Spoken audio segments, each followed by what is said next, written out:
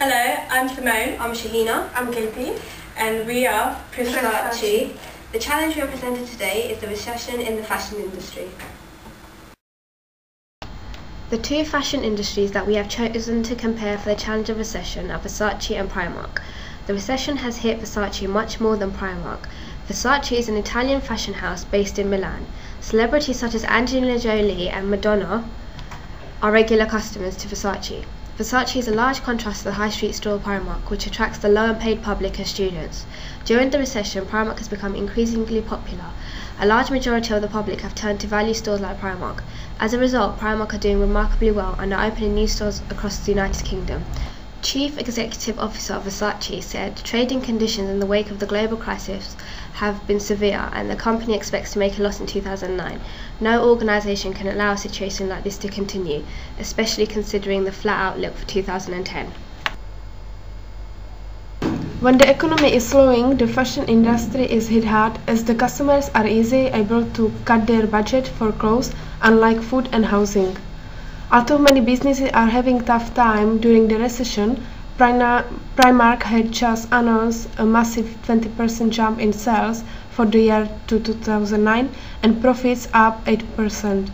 Their success is based on incredibly cheap clothes without using advertising. In contrast, during the recession, Versace are still feeling rather confident, although they have had job cuts as well as the closure of 3 stores in Japan. Versace have also created a solid platform for growth by reducing capital investment in 2010 and cutting overhead costs. We conducted a SWOT analysis. However, the focus of the SWOT analysis was only on the strengths and weaknesses of both organizations. A weakness concerning both Versace and Primark is that neither have any alternative ways of purchasing, for example online shopping. Versace also have very few boutiques, approximately just over 40. On the other hand, Primark's weaknesses is that they do not promote the organisation. They don't have a catwalk like Versace, nor do they have any form of advertising. The strength of Primark is that they provide trendy clothes for budget prices, and they also target a large range of the market, from teenagers to adults, whereas Versace only target the older middle-class generation. However, Versace has a strong brand image as well as good quality products. The PESTLE analysis is a model used in organizations to help shape management policies under the guidance of the various headings. This model is implemented in both Primark and Versace.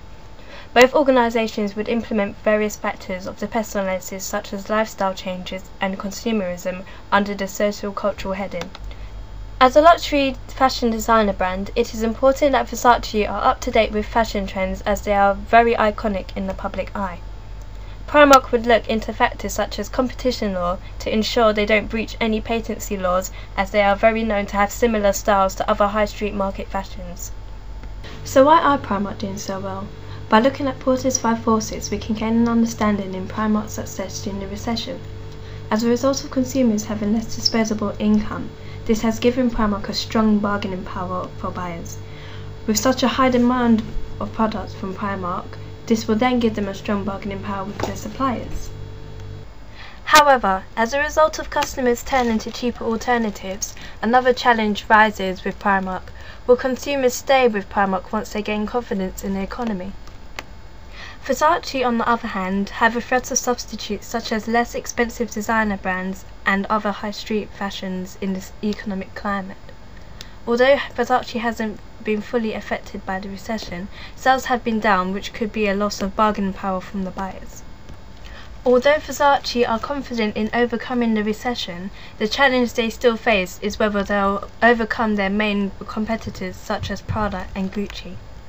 By looking to competing value frameworks, we conclude that Primark uses the open system model and should carry on using this model, as they doing very well and in terms of sales have become the second biggest successful industry in the UK. However, we would advise them to give customers alternative way of shopping, for example online shopping. We believe that Versace is supporting the rational goal model system because they are very selective in terms of where they are located. We recommend that they follow the open system model. When implementing this model, Versace would adapt their management methods and use various resources. For example, they should produce more affordable fashion for younger generation, as well as to keep the Versace image.